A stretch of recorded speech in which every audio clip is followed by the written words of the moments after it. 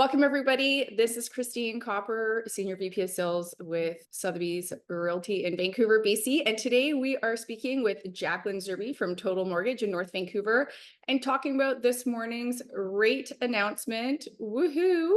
Woohoo, indeed. Thanks for having me, Christine. Thanks for joining me today, Jackie. It's always a pleasure. So give me the scoop. What happened last night for those of us who haven't seen the news yet? Yeah, exciting stuff. Thankfully, the Bank of Canada lowered their overnight rate target this morning by a quarter point. So they're sitting at 4.5%. So we'll see the prime interest rate follow suit. That should decrease from 6.95 down to 6.7%. So that's fantastic news for anybody that has a variable rate mortgage or a line of credit because your payments will be decreasing very soon. In terms of someone with a variable line of credit or variable mortgage payment, that would be one where their payments are adjusting according to the interest rate, right? Yes. So, So with variable rate mortgages, there's two kinds. There's an adjustable rate mortgage, which means your payment will fluctuate as prime fluctuates. So as prime increases, your payment will increase, and as prime decreases, your payment will decrease. With a static variable rate mortgage, your payment will stay the same. But as prime changes, the proportion of how much of your payment goes towards principal versus interest will change. So depending on where you're at in your static variable rate term cycle, you can potentially phone your lender and ask for them to decrease your payment manually, but it all depends on if you're staying up to date paying your mortgage as per the agreed amortization that you signed up with originally. got it. Okay. So that's a good tip. So for those that are on a variable, but maybe don't have the payment changing with every single rate decrease, a phone to your broker, your lender can help you change that to reduce your payment so that you're saving a little bit of money every month, because as we all know, things are definitely changing, and why we've had another interest rate decrease. Do you want to touch on that just a little bit? Bank of Canada's decisions on why they decided to Sure. decrease Yeah. the interest Yeah, rate? so exactly. So thankfully, inflation has been behaving itself over the last few months, and it has been steadily decreasing. So they're keeping a close eye on inflation, and they expect inflation to continue to decrease over the coming months. That's a big driver for them lowering their overnight rate. The biggest bucket of inflation is still that shelter cost, which is your mortgage and your rents. So that's still pretty big proportion of keeping the inflation high. But as that comes down, we'll see inflation continue to come down, which is great. In terms of the overnight rate, when the prime rate does drop by a quarter point, that's going to be about $15 less per month for every $100,000 that you're borrowing. So that's going to definitely help Canadians' pocketbooks for sure. Right. So that's $150 for $1 million mortgage, if I'm not mistaken. Exactly. Yeah, correct. On this rate decrease, obviously, we've had one prior to that. So if you have $1 million mortgage, that's a $300 a month Yeah. payment increase between both reductions. Okay, awesome. And obviously, I'm not sure if you're getting the phone calls, but I've certainly have started to hear here and there some people being impacted in the economy, recession-wise. Are you getting any phone calls from people who are, potentially have lost their jobs or anything like that so far, or not so much, and I maybe I managing? haven't no, I haven't heard from clients that have lost their jobs. Continuously for the last couple of years, I've been getting phone calls saying, we're really feeling stretched and we're finding it harder and harder to make our mortgage payments each month. So there's a lot of refinancing that's happening in order to improve clients' cash flow. And with these lower rates, we're able to do that, and also by extending the amortization. So for sure, that's helping.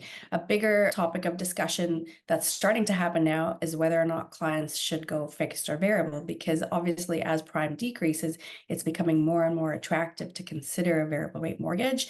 There's still quite a big gap between fixed and variable rates though. So you're still about a 1 percentage point lower if you're choosing a fixed rate versus a variable rate. So it does come down to personal preference and what your long-term goals are for sure. Right. So what you're saying is currently, if you're thinking, okay, I've got my mortgage renewing and I need to decide if I'm going to renew into a variable or into a fixed rate. Variables are up here, fixed rates are down here. So if you wanted to capitalize on the decreasing potential future decreases, you would have to actually have the Bank of Canada reduce interest rates by a whole percent. So like 4 quarter point reductions just to make it to where the fixed rates are sitting today. Is that correct? Exactly. Right Oh, on the money. Exactly. Which for some people, they're fine to take that choice and wait it out, wait for prime to come down. But for others, they're feeling so stretched that they just want to have that lower interest rate right now and have that stability and peace of mind, knowing exactly what their payments are going to be without worrying when the next Bank of Canada meeting is and what they're going to decide at that next meeting. So, right. yeah, Yeah, being able to sleep at night and having peace of mind is exactly. important, right? Especially so you can focus on other things. Okay, so very interesting. And it sounds like you're able to help people. Like interesting to hear because obviously we've had this like massive run up in interest rates over the last few years, peaking just not too long ago. Yeah, maybe you can just share a little bit more about that. Like, what are the chances that if somebody called you today feeling a little bit stretched with their current financing that there's a chance you might be able to help? Absolutely. I actually just had that call a couple weeks ago where clients of mine were feeling really stretched. They've racked up their credit cards because, as you know, everything is expensive, groceries, gas, everything. And they were feeling super stressed because they thought they might have to do a consumer proposal. And luckily, we were able to help them out because they had equity in their home. We were able to roll in some of that short-term debt into their mortgage without even touching their existing mortgage, which is at a super low rate. So we were able to consolidate that high interest debt and really eliminate that stress off their shoulders. So there's definitely options available for clients. And there's more than 50% of mortgages that are coming up for renewal in the next 2 years. So it's really important to get that conversation started early so that we can start to monitor interest rates for you and explore different options for you so that you've got lots of time. You can really take in all the knowledge and let it sink in, and then you can make an informed decision that works for you and your family, because the last thing you want to do is leave things to the last minute and then you're feeling rushed and pressured and you're under the gun and you feel like you haven't really done your due diligence. Right, and make that decision so quickly. Okay, so in summary, it's a good idea to reach out to you because, and yes, it's true. Just seeing some of the numbers out there, about 50% more of the mortgages are still needing to renew into this new higher interest rate environment. I was just looking at my monthly stats that I do every month. I track when the rates go up and go down. So in July, we had a reduction. May, June, we had a reduction. But prior to that, that would put us back to, well, the last two increases were June and July of 2023. So interesting that interest rates are going back to where they were about a year ago. And what has the market done since then? Well, not a ton.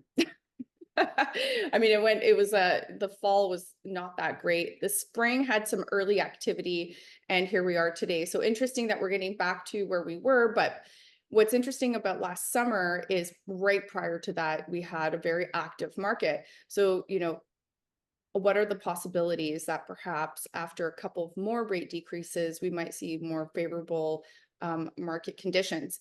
Anyhow, I digress because we are seeing a lot of people rolling into this higher interest rate environment. Myself, even I know got mortgages that will be coming up, not next year type of thing. And I know that I've got clients that are seeing renewals coming up all the time.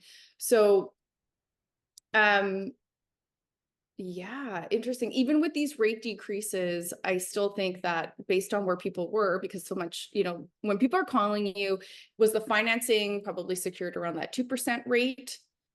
Yeah, I have a lot of clients in the 1.5 to 2.5% rate, and a lot of them are stressed out, scared to be renewing into something that's double. Um, Right. so there's a lot of explanation happening and a lot of different scenarios being worked on so that things aren't as bad as they initially appear. So I think clients don't necessarily realize that there's lots of options available. I do think having those super low rates is a thing of the past, unfortunately. I think we're very spoiled in that the last 15 years we've had extremely low interest rates. That's not normal. In my opinion, rates in the 3.5 to 4.5%, even 5.5% are normal. So I think the more people that wrap their heads around that and begin to realize that that's the norm, then the shock will dissipate. Right, the new normal. Yeah. So, okay, so having said that, if clients are coming in at like 1.5, 2%, that's where they're coming from. I mean, obviously I know this varies whether you're like conventional, unconventional, insured, uninsured mortgages. What's the range of what rates are, what you're seeing today? So for fixed rates, you're seeing anywhere from 4.5 to 5%. And for variable, you're going to be seeing anywhere from the high fives to the low sixes. Um, and obviously that'll come down as prime continues to come down. But more important than the interest rate is focusing on what the monthly payments are, because that is really what impacts Canadians' pocketbooks. So our job is really to guide clients through the options that are available to them. Obviously, we look at all the different products available, as well as different scenarios in which we can improve your cash flow, either by extending your amortization or doing some debt consolidation, because a lot of people are carrying extra debt, whether it's on lines of credit or credit cards or car loans, student loans. So that's our job, is to help really take a holistic approach and look at your overall well-being. So yeah, that's what we're here for. Awesome. So it sounds like there's lots of options that the consumer can reach out to you for and figure out, they may not even be thinking about it. Maybe things are okay for them right now and they can kind of like muddle through this, but perhaps haven't even considered that there might be ways, whether they have car loans or, like you said, credit cards, student debt, whatever the case may be, you might be able to help them find a product that has better rates and better payments so that they can make their expenses more manageable. So that's Absolutely. cool. I have one last question before we move on to the topic of with the new regulations regarding the rentals, the new rental regulation. I've spoken to a few clients here and there who I know have actually, as the rates were going up, maybe have decided to lock in into, some shorter term product, perhaps. Wondering if it's even possible to comment on like, if somebody locked in the last year or two, like maybe what rate they may have locked into in maybe a 3-year term. And when that comes up, if things kind of like are where they are today, would their payments be the lower, the same, higher? Just kind of curious about that. If Mhm. there's anything you could share. Yeah. So, 6 months or a year ago, many clients were choosing for a shorter fixed rate term, like a 3-year, for example. And that was sitting at about 6.25 or high fives. And right now, that 3-year rate is down to 5%, give or take. So there's definitely opportunities to be saving money. Those clients that took a fixed rate a year ago, absolutely, we can look at refinancing. We'll crunch the numbers to see what the penalty is and how long it would take you to recoup that penalty. My opinion is that a shorter fixed rate term is quite attractive versus the 5-year fixed rate, because I'm of the mindset that hopefully interest rates will continue to come down. But it's definitely a case by case basis, looking at clients' individual needs. So for sure, it really just depends on what works for the client in terms of cash flow, what their plans are for the next few years. It's not simply a question of, okay, well, what's your best rate? We really do take that holistic approach to ask the questions like, do you foresee yourself moving in the next few years? Or do you think you might want to tap into equity for home renovations or debt consolidation, or possibly to buy a vacation home or an investment property? So there's a lot of future planning involved when we're having those mortgage renewal conversations or the refinance conversations, for sure. Right. And that's because like one of the things is if you sign up for a 3-year term, if all of a sudden 3 months later you're going to be selling because you're moving somewhere for a different job or whatever the case may be, there's a penalty associated with a fixed, right? And then Exactly. all of a sudden it kind of negates all of that. And there's this other cost that you didn't consider. So refinance is like with the stress test and the hurdle rate. And, one of the conversations out there was that people can't really refinance these days because they may not be able to qualify for the mortgages that they have today. Is that something that is like actually happening? Are there lenders out there that are kind of seeing, like, because I heard that there are some lenders who just like don't care and are looking past the stress test. And if you have your mortgage, they'll allow you to refinance. I don't know if that's rumor or Mhm. certain lenders or product. What can you share about that? I haven't seen I haven't heard of lenders looking past the stress test when it comes to refinancing. When it comes to renewing and switching, if you had an insured mortgage where your down payment was less than 20%, when you come up for renewal, you can switch to another lender and you don't have to qualify at the 2% stress test rate. You can qualify at the contract rate. So that's very attractive if your current lender does not have competitive rates at renewal. We could move you to a different lender that has competitive rates and you don't have to do that stress test if your original mortgage was insured. If you're looking to refinance, absolutely, you will need to qualify under the stress test. Some lenders have a lower stress test, but it's case by case and there's certain qualifying parameters. So if you're curious, you can reach out. Again, our job is to monitor the market for you, look at all of the different products and give you some options to explore for sure. Right. And that's one of the differences of working with a mortgage broker, right? Because if clients go to the bank, they go, oh, I bank with TD or I bank with Scotia or I bank with whomever. That lender can only offer their one product, and they all have different, while so many things are the same regulations, their parameters can differ. Whereas somebody like you, licensed mortgage broker, can speak to various lenders and see if there's other opportunities or product out there. Exactly. Cool. Okay, so let's move over to the new rental legislation, effectively increasing the notice that needs to be given to tenants, increasing from a 2 months notice to a 4 months notice. And people might be wondering, well, why does that matter to me? I'm going to be buying my new home. I'm not a landlord. I don't care. However, it does matter if you're thinking about buying a tenanted property. There's definitely some impacts on buyers today. So, Jackie, can you tell us normally how long does a lender hold your rate for? Usually lenders are able to secure rates and hold on to them for clients for 4 months, 120 days. So prior to this new legislation coming in, if you had to provide an eviction notice to a tenant to vacate the property so that you could then occupy the property, you would have to give that eviction notice with 2 months notice, which is fine.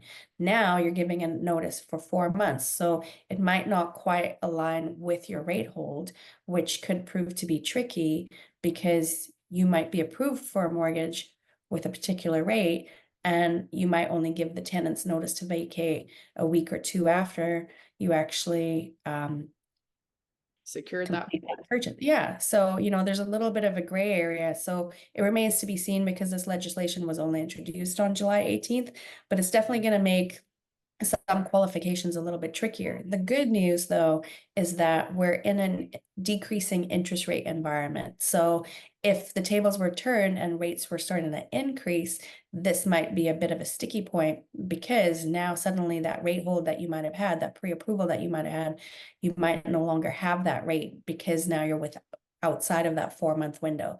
So we'll see how things progress. I'm hopeful that lenders will work with clients when it comes to properties where you do have to vacate the tenancy, but we'll see. Right. Okay. And just to help explain or clarify for people, if you're out there buying a property and you find the right one and you write an offer, you're going to write an offer and you're probably going to have some subjects, and subjects are typically 1 to 2 weeks. So there's like a gap in there in terms of, your due diligence period. And you should have already spoken to your mortgage broker. You should already have a pre-approval. You should already be qualified, right? And so then you work 2 weeks in, and then you go through the subject period and everything is great. You decide to move forward with the property. So you waive your subjects, which is when you commit to purchasing the property contractually. But that's when the notice is served to the tenant. And for example, if after your subject period lands at the beginning of a month, so let's say we were out shopping today and we found the right property for you, but you didn't waive your subjects till early August, let's say like August 8th, the notice that will be served to the tenant will be served in August, but it's only effective at the end of August. So what is it, 31 days in August or 30? Can't remember. But it will be effective the end of August. And now that 4 month timeline begins. So you go September, October, November, end of December, and the first day you can occupy the property without having a tenancy intact is January 1st. So now we've gone through August, September, October, November. and now you're into January, 5 months. And if anything went weird in there, that process could go a little bit longer. So you're well out of your 120 days. And, I was under the impression lots of lenders are only 90-day rate holds as well. Is that true? Like There's most lenders are 120. There's a handful that are 90. Most of the lenders that I work are 120, thankfully. So yeah, always good to check if you're not working with a broker and you're working with somebody that only has a 90-day window, you might want to back yourself up and get a 120. So, and that's another challenge, or I've heard, because the thing is that lenders approve buyers and they have a certain amount of approval time. That's a lot of time to go past from the time that you actually waive subjects to actually completing. Like even for myself, for my clients, I recommend not even completing on January 1st because the tenant has to be out at noon, December 31st. Then the landlord still has to deal with, well, what if there's any damage from the tenants and they need to deal with the issues regarding the security deposit? You don't know. So then you need to find contractors if there is issues. You don't know what their schedule is like. And so having actually at least a few days to deal with any hiccups, now you're being pushed into a few more days into January. How is this going to affect buyers? So the whole premise here, or at least our government is saying we need more housing, we need to get people into their homes, and buyers are going to be trying to buy properties, and often for like getting into properties, first-time home buyers are really the people that we can't, that we're trying to get into the property ladder, probably going to be focusing on those, 1-bedroom, 2-bedroom condos, the entry-level stuff, which tends to be tenanted property. Are lenders going to keep their approval alive? Like I've heard that there are risks that buyers will have waived their subjects and then the approval to buy that property will die, or lenders won't even look at it because it's too far out. So not even the rate hold issue, but dealing with having the approval that doesn't disappear on you during that time before you can actually complete on the property. What are your comments on that? I've seen lenders approve a file and in the mortgage commitment, they specifically state the interest rate will be confirmed once you're within 120 days of completion. So you might have an offer where it's 5.5 months from now. The client needs to understand that the interest rate isn't set until 4 months prior. So yeah, they are approved based on whatever the lender decides is the qualifying rate at that point, because the lender can't, it's a moving target. So clients need to know that there's a bit of risk for them because they don't actually know what rate they're approved at until that 120-day mark, which is tricky. And besides the rate though, can their approval expire? Like, can the bank all of a sudden say you're not approved? Or perhaps the risk is, well, what if interest rates go up during that time and suddenly you don't qualify at the new rate? Like that, perhaps that is the risk that we're talking about. Yeah, that's the risk. I haven't seen a lender pull an approval because of a long completion date. I think the risk is we don't know where interest rates will be in the future, and the client is taking on that risk. So we'll see. I'm not sure what the lender's policies will be, if they'll change or not. I think sometimes the government tries to help, but they roll out some initiatives that aren't necessarily the best thought out, and then they deal with the repercussions after. So it remains to be seen how this will all unfold. Oh yeah, the unintended consequences of rolling out policy without getting any industry feedback. I have lots of my own thoughts about this. Yes, that's a topic for a whole another other day. can of worms. We'll have a IG live on that one day. Okay, great. Well, I think it's an interesting thing, right? Like buyers do need to be aware about that, and that risk factor then can also be turned into an opportunity, because I think we're going to see some more negotiations for buyers if they are buying tenanted properties, and for sellers that have tenanted properties, they need to be prepared that this could be a real issue or can affect the value of their sale, because buyers are going to want to be compensated for this additional risk, which means the opportunity for buyers is you might be able to negotiate a better deal depending on your risk appetite or your own scenario, which only you know. And after discussing with a mortgage professional like yourself to understand what that could look like. So you might be able to take advantage of this situation. Obviously, there might be some other buyers who may not, and they might be not comfortable. They might not be in a position to, have that risk hanging out there. And that's going to be shutting them out from the market unless we can come up with other strategies. And for sellers, there are definitely some different tactics that can be taken, because obviously having a tenanted property is going to affect their sale. And we do have some strategies on how to deal with that. So that's another topic to be discussed. So I think we've kind of covered most of everything today. Any other closing thoughts or, interesting perspectives for like that you may have, or maybe interest rate predictions? What do you think is going to happen? Well, I was wrong the first time around. I didn't think that the Bank of Canada was going to reduce interest rates when they did. Last night, actually, I was lying there in bed going, oh, what are they going to do? But just starting to see the data, like, as you mentioned, the core piece of inflation is interest rates. So like, as long as we have high interest rates, we're going to have a big, that's going to impact the inflation rate. As rates come down, that is going to help reduce that. So that's going to keep inflation in, that part of inflation in check for the Bank of Canada.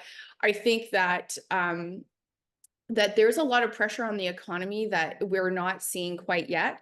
But new construction is basically at a standstill. And so there's a lot of good jobs out there in the construction industry. And as projects wrap up, there's going to be people coming off of those projects, and they're not going to have projects to be moving into. And I think as that, lots of businesses book their business in advance, and as projects wrap up, whether it's in construction or anything else, when those roll over in the near term future here, there's not going to be something to roll into. And I think that's when we're going to start to see the pressure on people. And I think that's starting to happen, not just people, a culmination of people maybe rolling into interest rates that are higher, but the impact on the economy, especially in the tech space, because, Vancouver is very much a tech based city now, besides resource and other types of industries. So I have a feeling we are going to see some more interest rate decreases.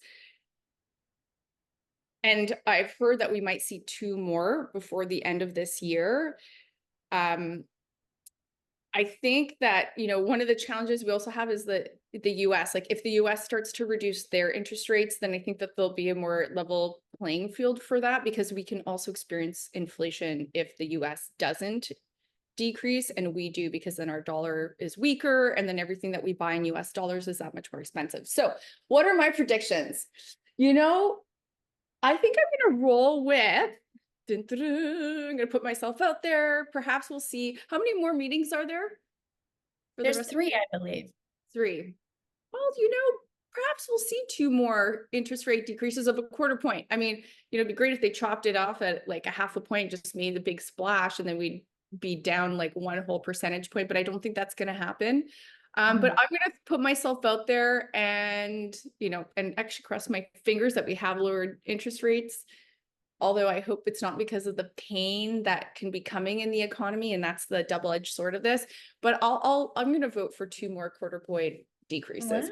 Wow. Okay, good. We shall see. Right? I don't know. What about you? I think there will be at least 1 more quarter point. Yeah. Hopefully there'll be 2, but it's really hard to know, right? I think there's a lot of uncertainty happening in the States with the election coming up, and I think that's really going to impact interest rates in the fall. So it should be interesting to see what unfolds.